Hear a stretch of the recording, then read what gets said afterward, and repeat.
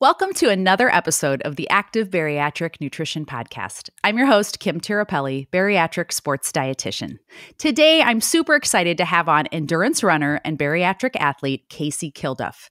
Casey lives in Washington State with her 10-year-old rescue pit bull named Olive. She works as a vocational rehabilitation counselor with folks who sustain on-the-job injuries and require assistance returning to the workforce. Casey had VSG surgery in March 2021 and lost 150 pounds within the first year and a half post-op. She developed a hiatal hernia and GERD and required a revision to a Roux-en-Y gastric bypass in December of 2023. Casey is currently maintaining at about 125 pounds lost from her highest known weight.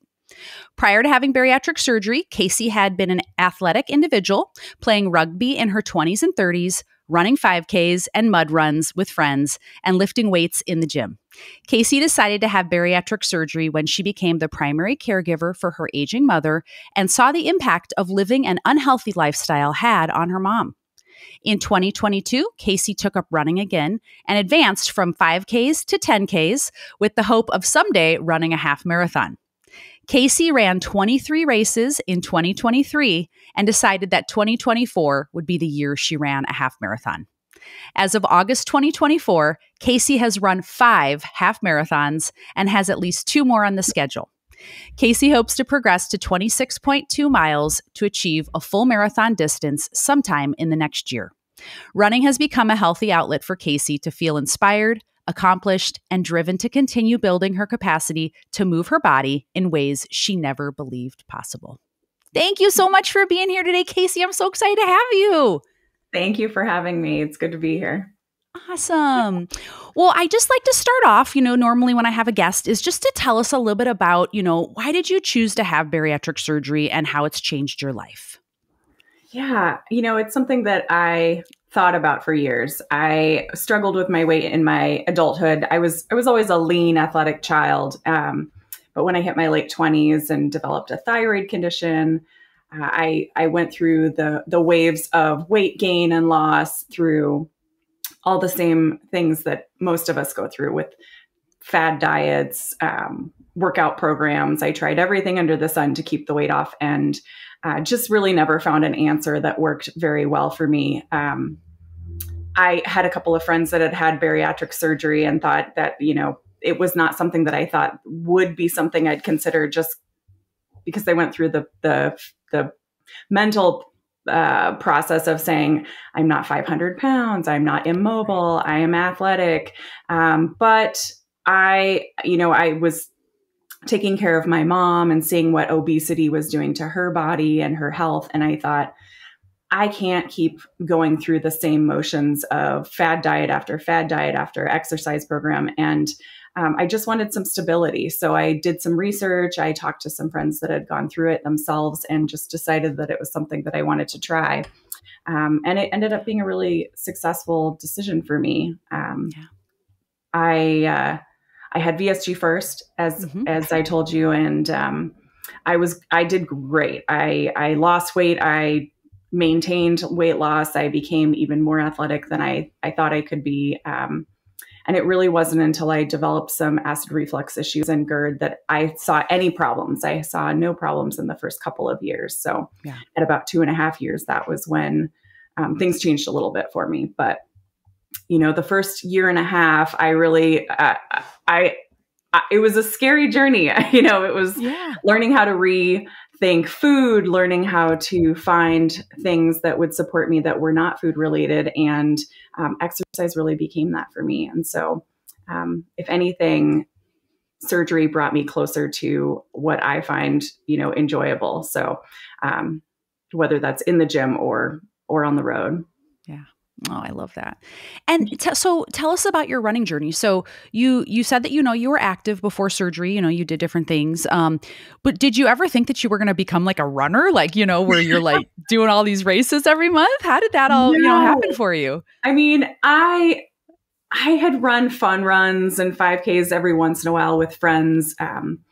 I had a nice group of friends that were like, we played rugby together. And when we stopped playing rugby because the physical contact was just a little too much on our bodies, we started running 5Ks or mud runs every once in a while, but I never got through them successfully. I would finish, whether it meant walking across the finish line or sprinting at the very end, but I was not really running solidly. And so I always kind of joked that I was doing it miserably with a group of friends, and someone else would sign us up for it and decide that it was what we were doing. And I did it for the social aspect at that point, and that was for quite a few years. If you had told me 10 years ago, though, that I would consider myself a runner, I would have laughed at you. And even friends that I had back then look at me now and say, I can't believe this is who you've become. And running has become like meditative for me. So right after VSG surgery, I struggled with movement. My body, I didn't have the energy level to do the things that I was used to. I wasn't lifting weights in the gym. I wasn't running, I was walking. And I just started from there, walking my dog every day, walking with friends, slowly transitioned to getting back on my Peloton bike and doing some cycling. But I didn't have the energy level in the first year to really pick up and do things at an endurance level. And so I think it was about a year into my recovery from surgery that I just thought, I'm going to go run a 5K and see how it goes. And it was a struggle. It's not easy to start running, and you have to train your body to be used to that. And so little by little, I just started picking up mileage and realized that it was something that I enjoyed doing by myself, something that I could just go out and do. I have the equipment. All you need is a pair of running shoes in your body. And I don't know, something clicked for me, and it just felt right. And so I just kept signing up. I'm one of those strange people that I don't run every day. I like to run races because I like the energy level and the camaraderie of the event, of getting up and going out and doing something that's exciting, and everybody else around you is doing it at the same time. So that's been a fun thing. And it just progressed as it went along. So, it's an interesting place to be in at this point to say I look for races. I look for running as an option, when I travel. If I'm bored, I don't know what I'm going to do this weekend, I'll look up and see if there's a 5K or a 10K. And it's fun. It's just, I'm really enjoying it. Oh, I love to hear that. Yeah. And, I've heard that from other folks. First off, the running community in general is just so welcoming. And you know what I mean? Like, you feel like it doesn't matter if you're running or walking or combo, or it doesn't matter. Like, everyone's out there moving their bodies towards a common purpose, which is just, crossing this distance and whatever time that is. And I always found it enjoyable when I would do, halves and fulls and things, because folks are just kind. Everyone's just trying to, do their best. We're not all running to finish in the Olympics or anything like that. It can be something that can be enjoyable at whatever, pace that is for you. You know what I mean? Yeah. And I know I was going to ask you, what, running race distances you've done, but just to summarize it so I can, can hear kind of what you're going to go from. So you've done the 5K, you've done 10Ks, you've now done half marathons, which was your goal for, basically this year. So what's next? What do you think you'll do after that? I know you said you're thinking about a full. Tell us a little bit about it.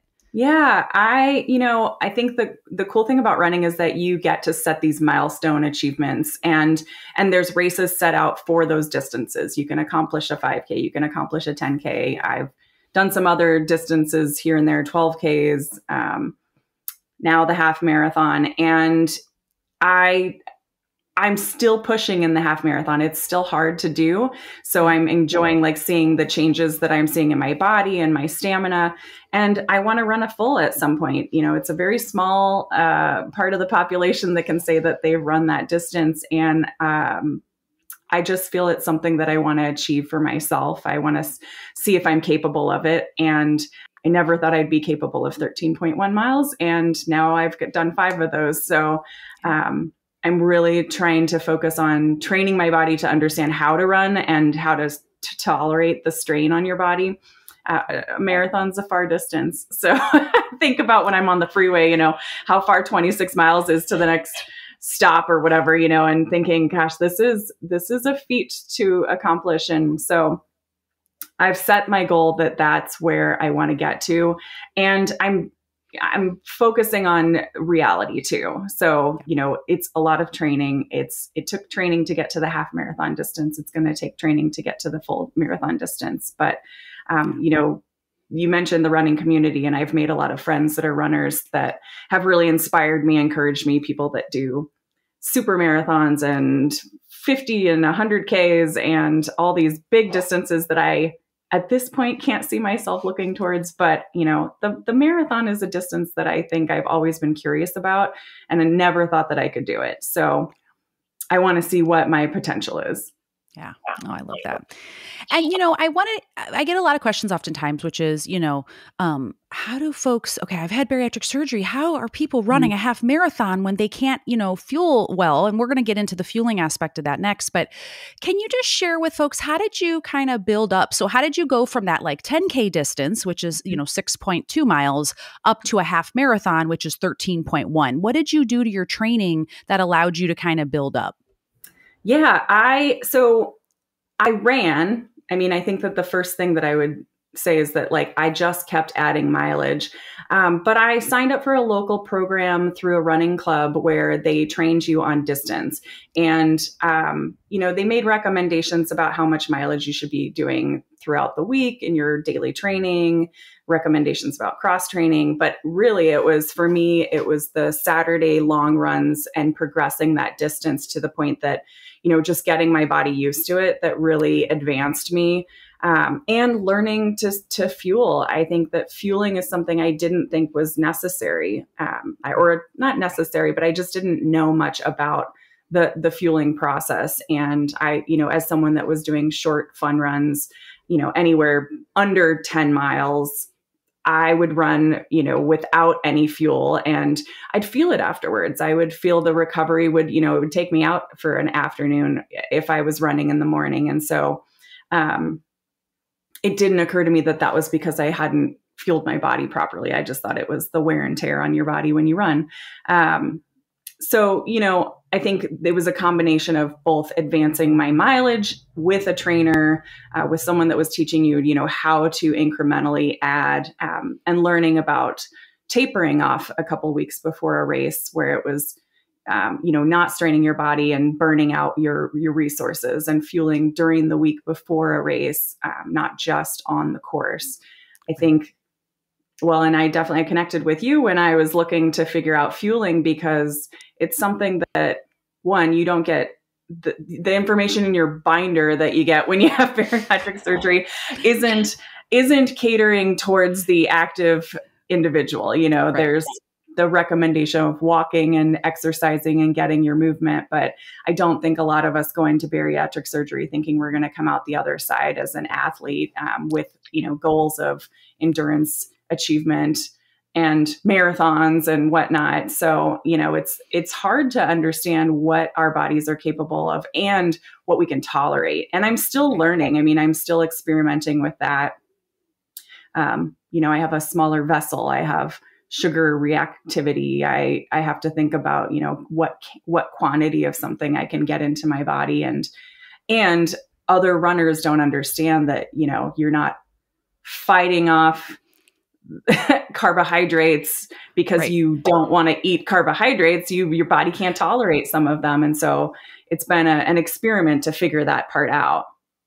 Yeah, for sure. I know when we first started kind of working together, that's where I get a lot of folks kind of questions is they've started to advance past, an hour and a half, and just the fuel or the liquids that are provided on a race course are, not adequate, especially for endurance training and being out there a minimum of, 60 to 90 minutes plus. That's where carbohydrates are really important, during their training runs, but also like you highlighted, and I love that you said that, is you can't just show up on race day and think that, the hay's in the barn, like, okay, now I'm going to fuel well today. Well, if you're not even practiced that, if you're not used to it, if you try something new on race day that you may not tolerate, and you might have dumping, or, that would be very unpleasant, obviously. And I think where folks can really, just feel better, is starting to think, okay, I'm a distance I'm aiming for. I'm going to start building up, right? Like you did. Mm-hmm. And now I'm going to also start trialing some new nutritional strategies as well to match this new increased mileage. And that's where,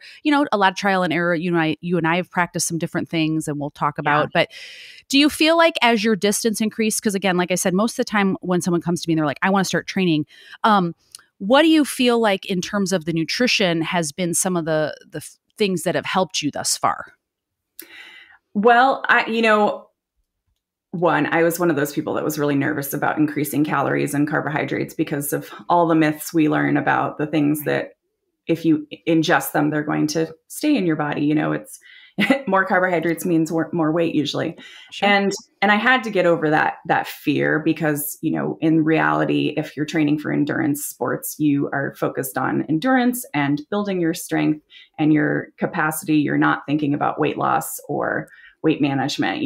It's one or the other. So for me, it was eating more frequently, eating small meals that I could get in, but like consistent protein and carbohydrates at the same time, and increasing my carbohydrates. Really, I mean, I initially post-operatively, I was very focused on my protein, which is normal, and my carbohydrates were really coming from vegetable sources, not necessarily starches or things like, rice and bread and whatnot. And so adding those in and adding them in early on in the training, whether it's the week before or the weeks or the days leading up to it, that really changed things for me. I think that, also understanding that I can't get everything in on race day.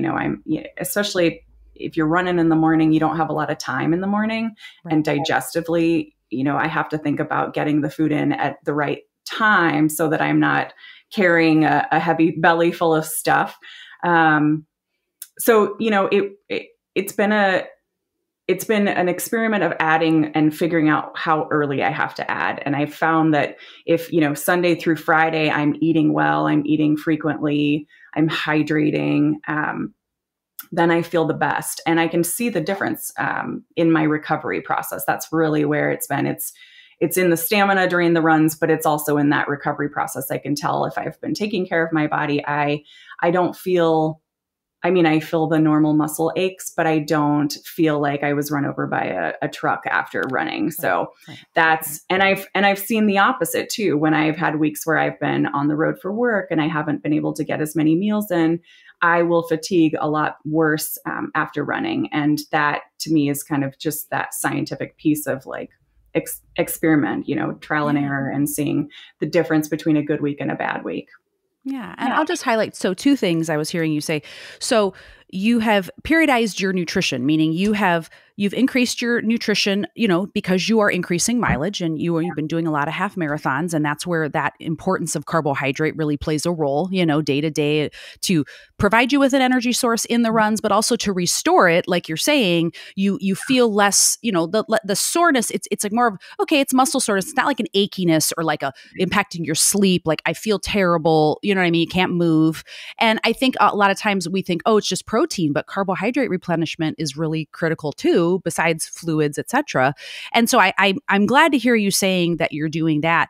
And then I kind of wanted to also just tap in on, with race day, you were converted to a Roux-en-Y.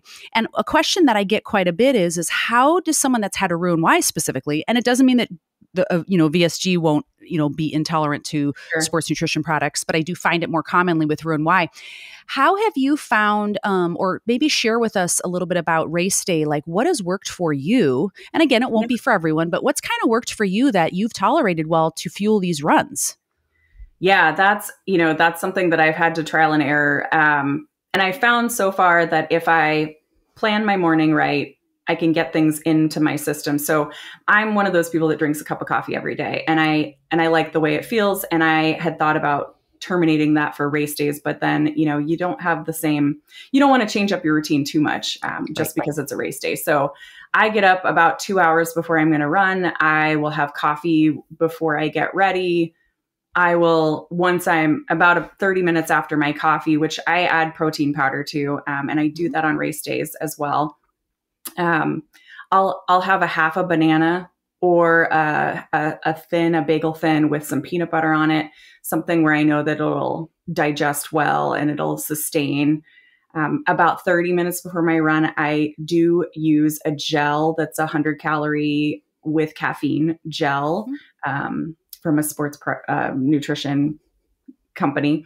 Mm-hmm. And then I've I've found that I've tried both fueling with gels on a mileage base and a time base. And I have found that like for my brain to actually kick in and remind me to do things, I fuel on mileage. So perfect.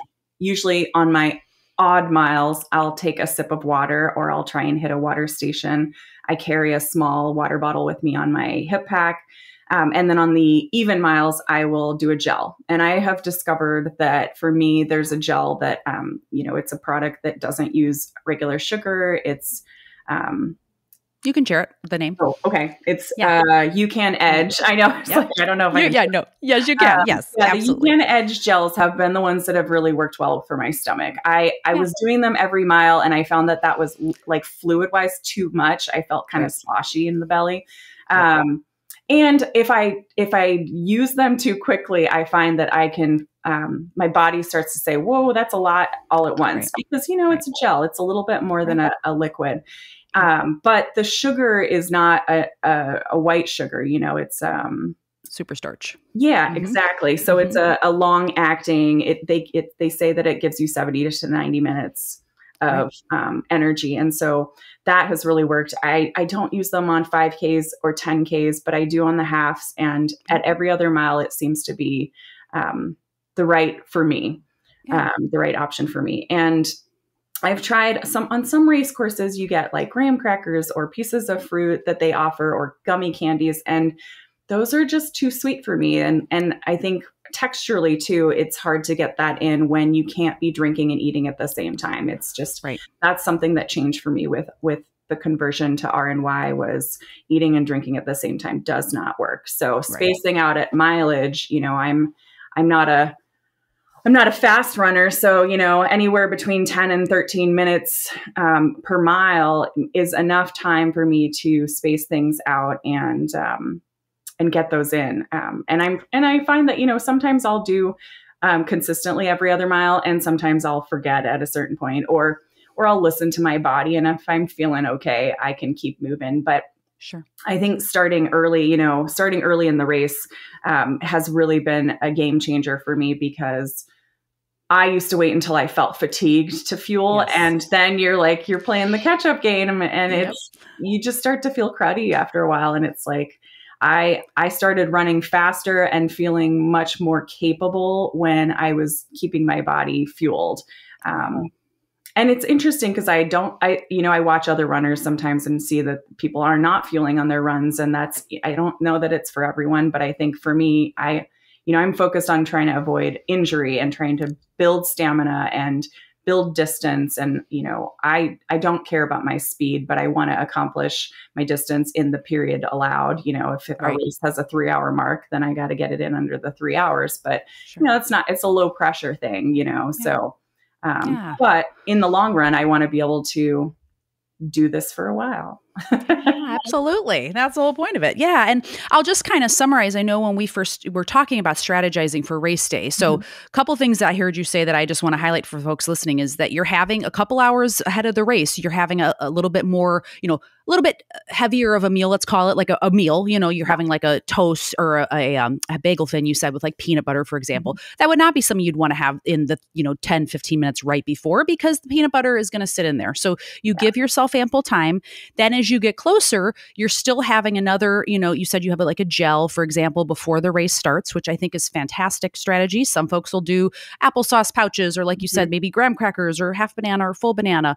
Things that are going to digest quickly is what you want to have that are rich in carbohydrates right before the race. So your strategy there is fantastic for pre-workout. And then I just want to highlight some things during the runs for folks that you're just kind of curious, like, how did Casey know to, be having this many gels? Well, so for the recommendation for running, especially if it's going to be 60 to 90 minutes plus, the recommendation is 30 to 60 grams of carbohydrate per hour. And, you and I've talked about this. Everybody's different. Some races, people don't feel as great, and they're not, maybe they don't hit that amount because they're just not tolerating it. And some races you're like, man, I tolerated all those gels and there was no problem, and for folks that are listening, it's like, oh my gosh, I don't know. You won't know until you try, right? No. And I love that you have done the mile strategy, because we talked about either doing it by time or the miles.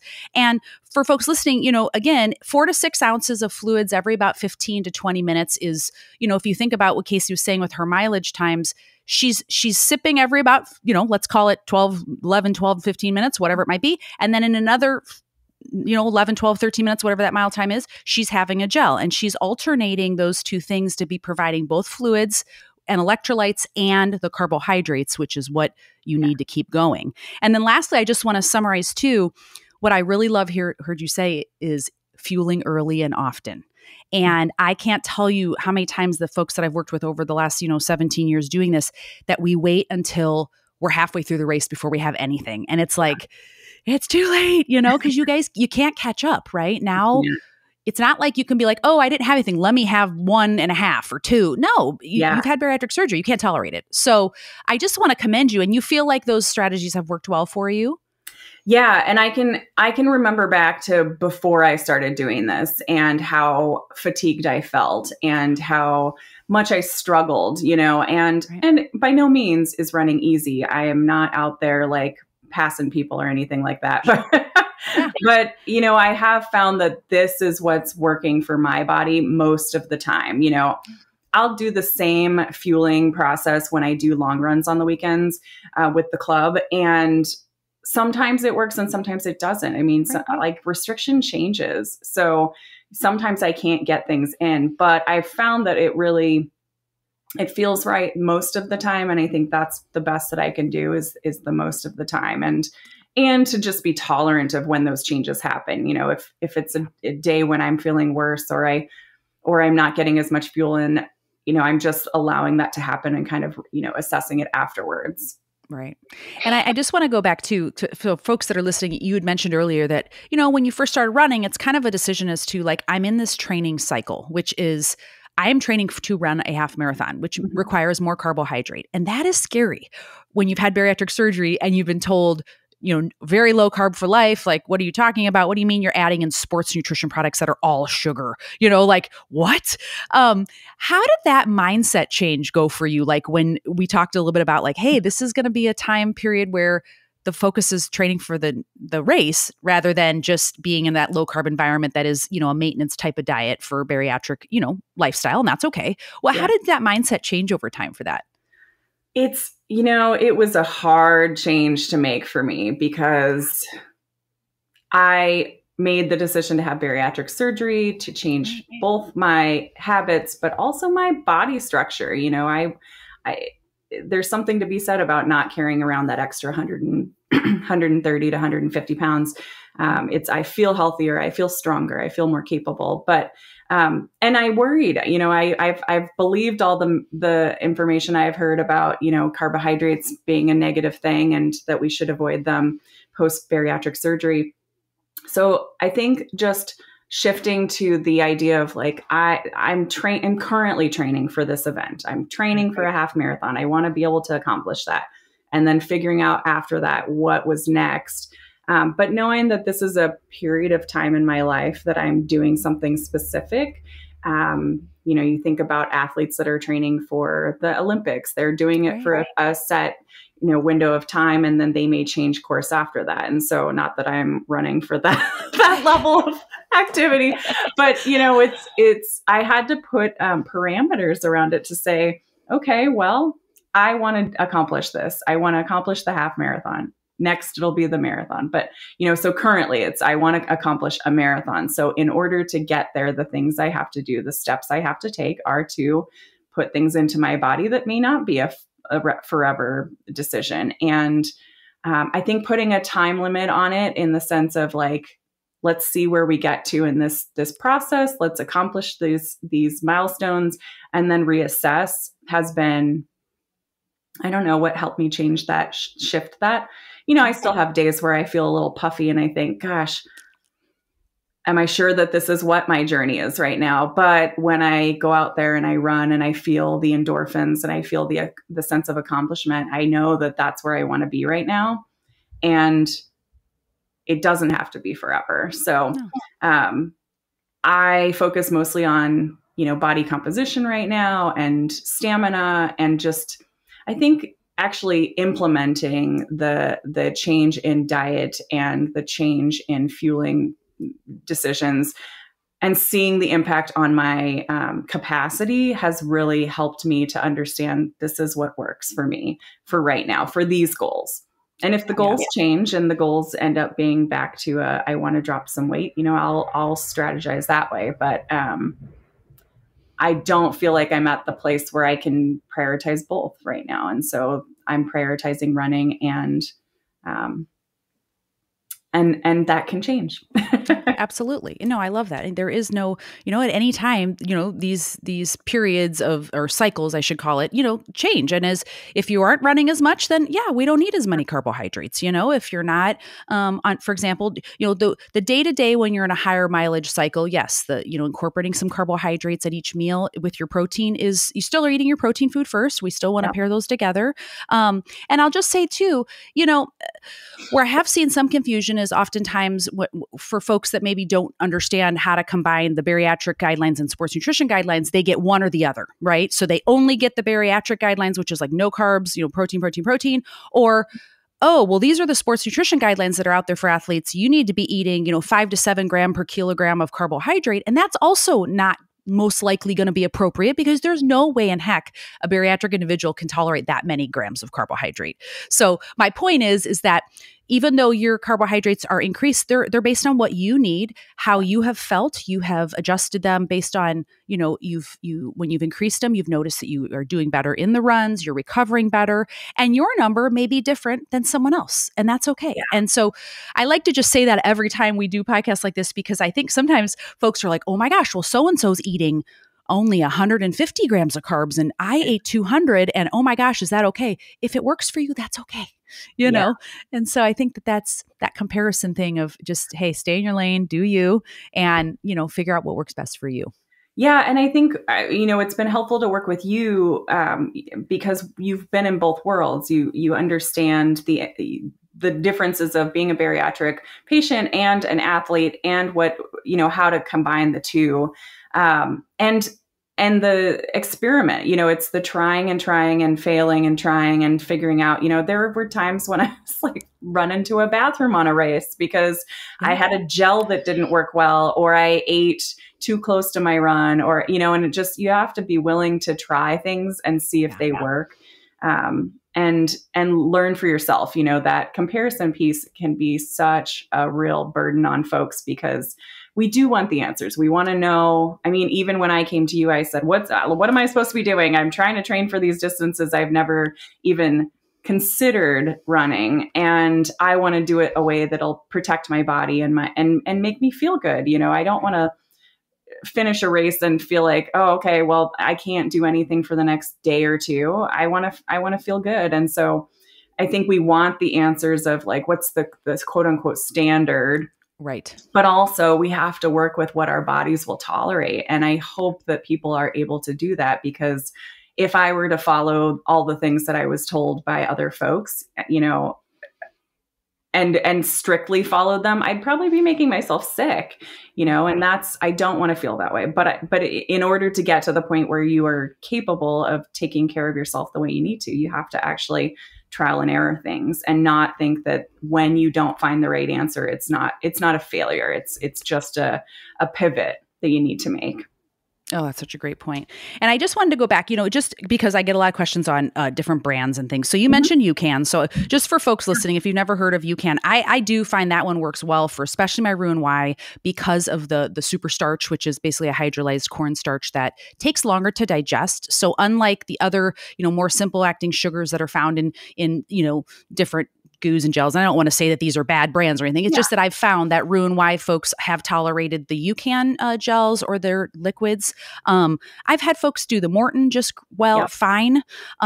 Scratch Labs I've had folks do. And let me just say this too, guys, when you're listening, I have no relationship with these companies. I'm not earning any kind of money from any company. I just want you to know kind of what has worked for folks that, seems to be better tolerated, because I don't know, it definitely impacts the digestive and the speed of that entering. And for folks that have, obviously, especially with Roux-en-Y, where you're not going through your duodenum anymore, you're going right into the jejunum, you definitely want something that's going to just be a little slower acting so that you have more of a kind of a slow release carbohydrate and not that kind of dump in there where you may not tolerate it, and then you're off to the bathroom, and that's no good. Yeah. So I just wanted to highlight, were there any other brands that you've tried in the past besides those that have worked for you?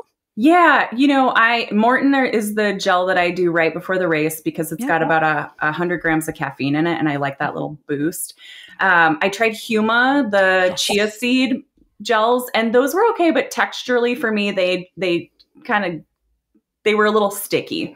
Okay. I find that those are okay for me to use if I'm doing a slow run, like on a training weekend when I'm not worried about timing. But when I've got timing and, the pressure of a race going on, I do those thinner gels, the UCAN gels.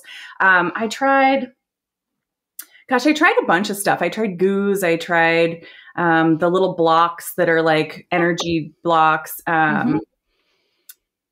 And I think that it was really, sometimes they just hit my gut wrong, and texture is a real big issue. Like, I'm not offended by textures like some folks are. I mean, I eat oysters and things like that, that are, some people say like, ew, that texture, or cottage cheese, but when it comes to fueling on a race, I find that like the texture getting into my system, even just from my mouth to my guts, that gel texture that is almost like a liquid is just I can tolerate it, but I ran out of gels on a run, and I did a Morton because I had an extra one in my hip pack. And let me tell you, I almost choked on that thing because a thicker, it's more of a viscous, thicker product. And so I can't do that while I'm breathing heavily.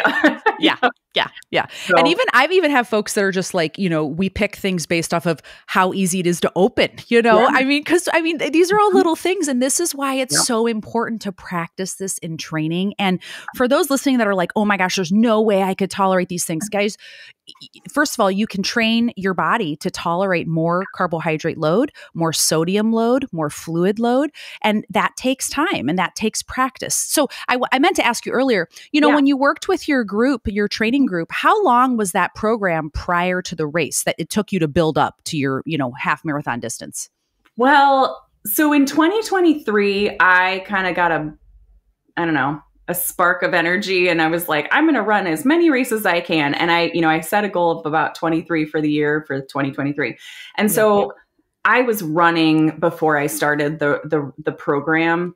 Gotcha. The program started this year in January, and we had some weather issues because I'm in the Pacific Northwest, and we had some snow and we had some heavy rains. So that kind of impacted things. But the goal of that program was to be January, February, March, April.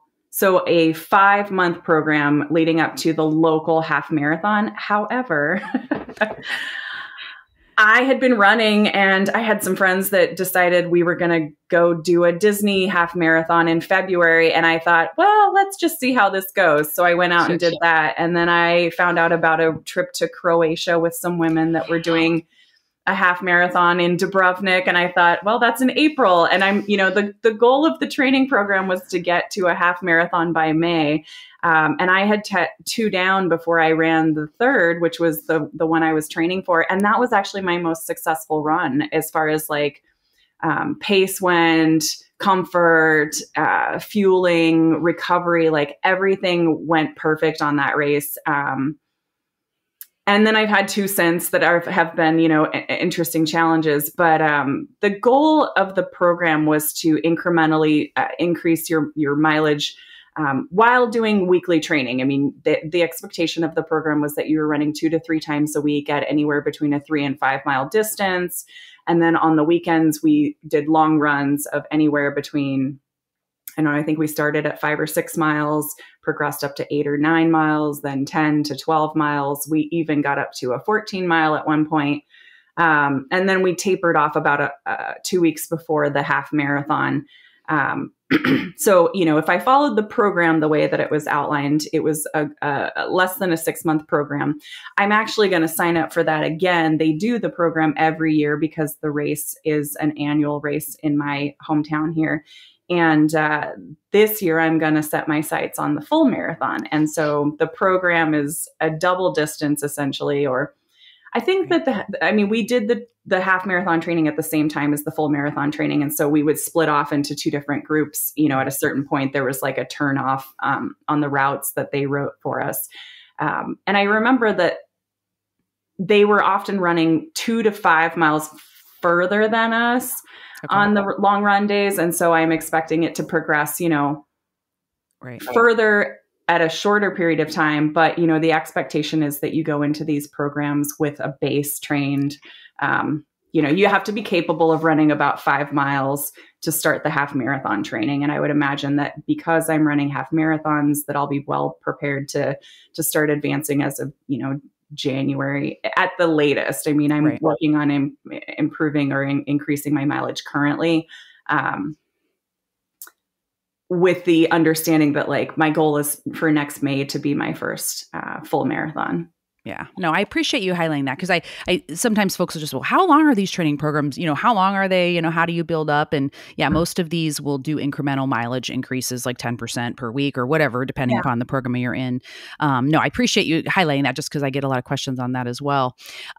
So what do you think, just in summary, last couple questions, what do you think have been like the biggest lessons that you've learned in your nutrition or even maybe your training, over the course of these last maybe year or two in your increase in your race distances?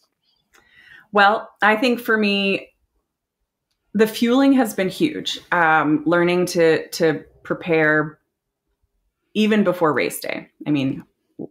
It's been a game changer for sure. But I think also just focusing on, for me, I want to accomplish the distance. I don't care about pace. I'm not worried about comparing with other people as I run. And just seeing what I can do and not judging myself when I have days that are not as great as the last one. And understanding that contextually, I'm running races in different places, on different surfaces, in different times of the year. And every time you do it, it's going to be different. So it's an opportunity to learn from it. And to learn from it without that judgment has been huge for me. It's just, I'm proud of myself for showing up. I am excited to be accomplishing things. And when I don't feel great, that's when I really take note and say, okay, what did I do differently? And what can I do next time? And hope for that to change. But also just knowing that you're going to have good days and bad days. And that doesn't mean that you should stop doing what you're doing. And I think too, I don't think I would have gotten to the half marathon distance had I not believed that I was possibly capable of it. I think part of it is just getting out there and saying, let's see what happens. Even if I'm only running a mile or a half mile or 5 miles, just see what happens and do it if you want to do it. That's the other part of it is nobody's telling me I should be doing this or have to be doing this. Nobody tells you, oh, you've had bariatric surgery, you've lost a bunch of weight, now you have to be a runner. It's no, there's people that do all sorts of different things with their lives. And this just happens to be, I joke about it with friends saying my midlife crisis is becoming a runner, and lucky me that I have fallen into something that's so good for me, cardiovascular wise and muscular, I'm building muscles, I'm building stamina. My joints are probably going to be crying about it in a few years, but I'm trying to take care of myself, and totally. But yeah, I think that's been the biggest thing for me is changing my mindset to let's see how this goes, and just experimenting along the road because there's just no one way to do it. And you will hear people say that there's a rigid way that you should be doing things, don't wear headphones, don't fuel while you're running, and only eat graham crackers and fruit snacks, and it's right. We are all so, our bodies, no one human is the same as another human. So you have to just take it with a grain of salt and say, today I'm going to try this. And if it doesn't work tomorrow, I'm going to try something different. Or I'm going to go back to what I tried the day before because sometimes it'll still work, Yeah. So you just have to be willing to be flexible and non-judgmental about the whole thing. Yeah. Gosh, I know. I totally agree with you on that. I'm so glad you said that because I feel like, yeah, sometimes we get in that, that social media world of like seeing what other folks are doing. It's like, oh my gosh, maybe I should be doing that or should I be doing that? No, you find something that you like and let's just see what happens. That curiosity, that, day-to-day non-judgmental curiosity of like, okay, let's see what my body can do today. And that's kind of a cool place to be, like, let's see what I can achieve. It's kind of fun. Yeah. So do you have any advice for someone that is starting, wants to begin training, maybe increasing their mileage? They did a 5K or something and they want to start increasing. Any advice for someone like that after bariatric surgery? Yeah. I mean, if you have a local run club, get involved with them. Find the experts because people that have been doing this have a lot of good tips. Of course, not everything they tell you will work for you. And I've had to give some pushback in my run club about things that I'm told to do that I don't agree with or that just don't work for me. But yeah, get connected with other people that are doing it. And work with a coach if you can. Like if you can afford it and you can get some structural support around what you're doing to grow your process, that, whether it's been working with a nutrition dietitian, personal trainer, run coach, any of those things. Oh, and cross training too. That is something that I find is really important to do is I don't just run. I will do yoga. I will ride my Peloton bike for some cardio. I walk a lot. And that cross training I find like has helped with recovery as well. So, you have to one, get out and do it. Just do it. Do whatever it is you want to do. But also if you can work with experts to structure things, you don't have to work with them forever. But I think that that's been really helpful for me just to know and just to be able to have someone to ask questions of like, I'm trying this. Does this seem right? Or bouncing off ideas of like, I don't know. I tried so many different products before I got to one that worked. And I thought, would I ever find one that works? So, yeah. I love that. No, I appreciate that. And so in summary, can you tell folks where they can reach out and contact you or follow you online?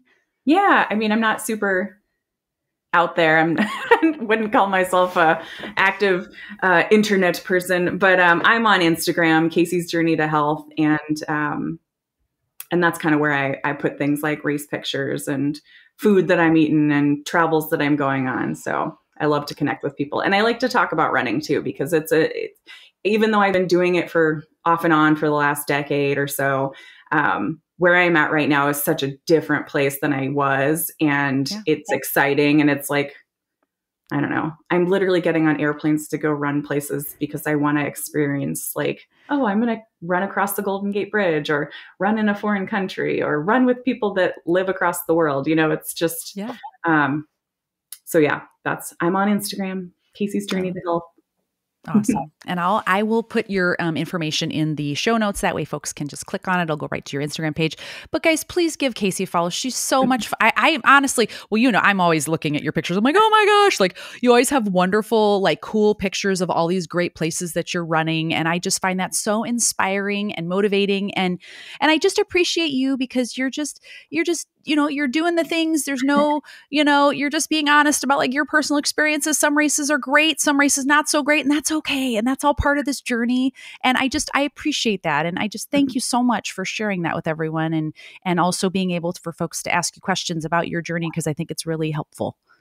Yeah, I think, community is one of the biggest pieces of my success with bariatrics and with running. And so talking to other people and having that shared experience and just learning from each other has been huge for me.